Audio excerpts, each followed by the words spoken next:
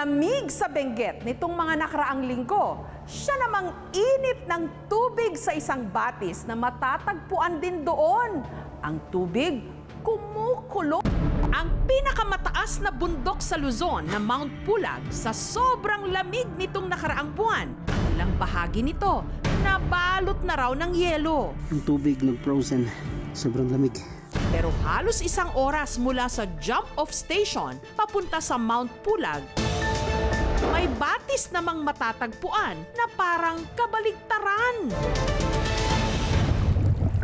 Nagngangalit sa init.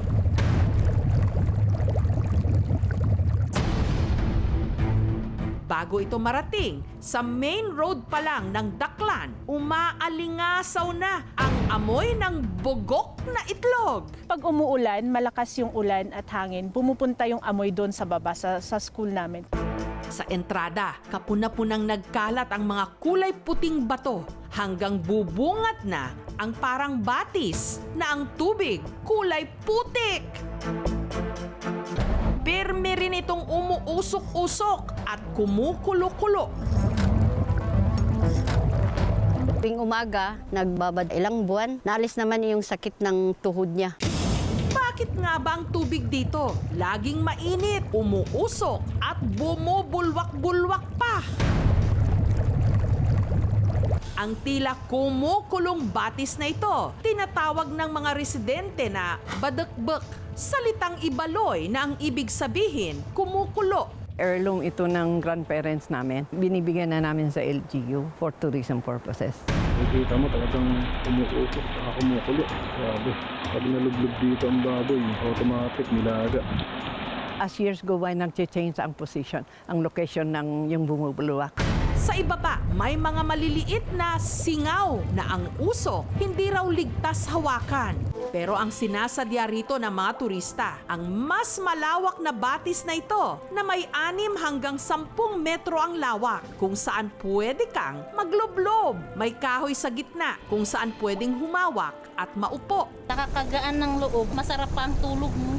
Simula nga raw nung dayuhin ng mga turista ang badakbak, ang caretaker nitong si Hurna may naisip na paraan para kumita. Nagluluto ako ng iklog, nakatipid ka sa LPG, linagay sa supot at sa kalagyan ng kunting tubig, 30 minutes luto na yung iklog.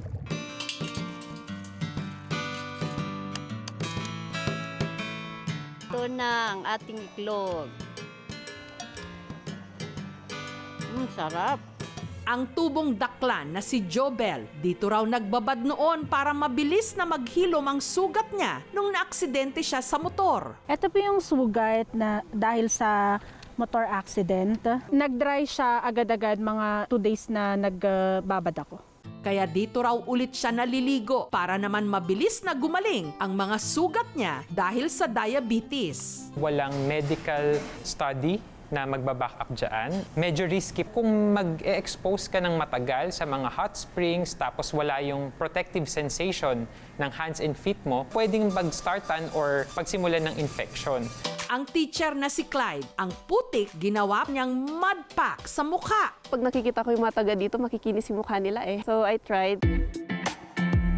Matapos ang halos 2 buwang paggamit ng putik ng badakbak, si Clyde naging flawless daw.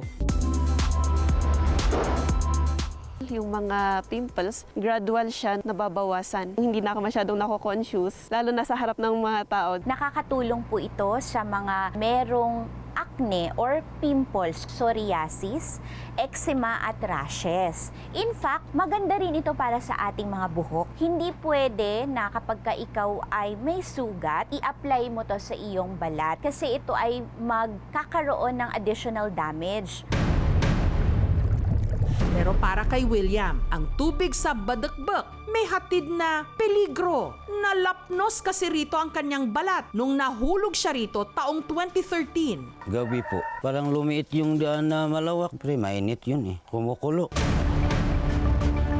Nagtamo siya ng 2nd-degree burns. Sunog ang kanyang kaliwang balikat, kamay at binti. Natakot. Hindi na po kayo pupunta sa... Hindi na. Dito ka sa location natin, dapat walang pupunta dito, doon lang sa view deck area sa taas. Hindi natin alam, baka masyadong mainit, baka mahaplos ang ating skin. Pero bakit nga ba kumukulo ang tubig ng Badagbag? Ayon sa DENR o sa Department of Environment and Natural Resources, bumubulwak dito ang tubig na kulay putik dahil ang Badagbag isang sulfur spring. Asupre ang dahilan kung bakit amoy itong bugok na itlog. It's part of a geothermal system. With its interaction with the groundwater and the heat exchange, yun yung resulta kung bakit mataas sa sulfur content yung area natin. Ayon naman sa FIVOX, ang lupang kinatitirikan ng Daklan Sulfur Spring, posibleng isang inactive volcano. Wala po siyang manifestations ng volcanic activity for the past 10,000 years. Hindi po ibig sabihin na may thermal manifestation ay merong volcanic activity na aktibo. Ang DENR kasama ang mga kawani ng lokal na pamahalaan ng Bukod nagsagawa ng inspeksyon sa lugar. May study before from researchers from UP Diliman. Sinukat nila ang init nung spring nga natin. Siguro surfacial lang yun or bandang itaas lang yung nakuha nila. It's around 70 to 80 degrees Celsius yung nakuha nila. Which is, sabi ni ma'am, is boiling point na ng tubig yun. Marami siyang potential in terms of energy capabilities. May ginagawa kami ng LGU at saka BLGU na improve itong Badagbag. Pwedeng i-advertise sa mga tourists. Idineklara na rin daw itong parte ng protected area ng DENR kaya mahigpit nila itong binabantayan. Hindi rin daw basta nakakapasok ang mga turista rito. Kailangan munang dumaan sa opisina ng Local Government Unit o LGU.